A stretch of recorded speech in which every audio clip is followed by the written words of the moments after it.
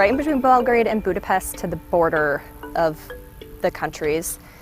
There's a camp here called Horgosh. Very little running water, absolutely no electricity here.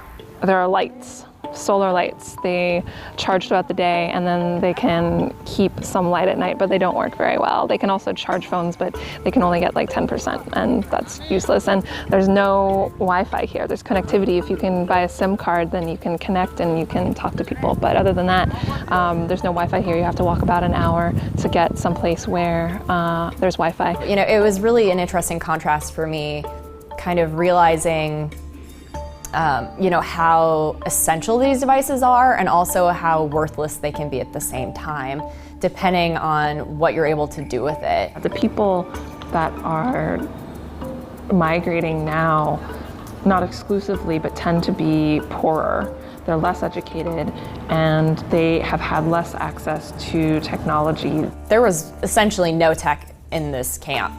And it's basically because the government, both Serbian and Hungarian, don't want the people to be there. They don't want them to be comfortable, so they're not really doing anything to make it hospitable. You have over 600 refugees and asylum seekers waiting, majority of them women and children, and living there in dire conditions. That's not a place for human beings to be. Earlier today, we saw a newborn baby, 6 days old, in one of these tents. And it's just incredible to think that there's an infant living here. So I took this 360 camera with me to the camp, and a lot of people came up to see what it was. They really didn't understand what was going on. But for them, the box that it was sitting on was much more important than the actual camera. In these camps, like, these phones are basically worthless. Like, they're less valuable than a brick or a box because you can't even use them for housing.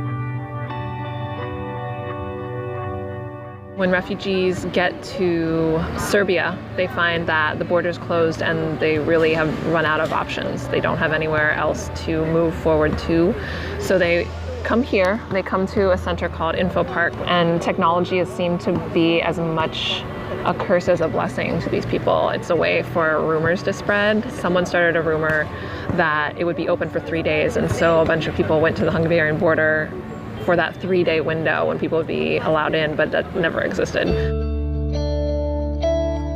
We always think of technology as this huge tool that connects us to the rest of the world. Most of us, we would rather give up our shoes than give up our smartphone. There's nothing that's really happening there to change the situation, to help these people with technology.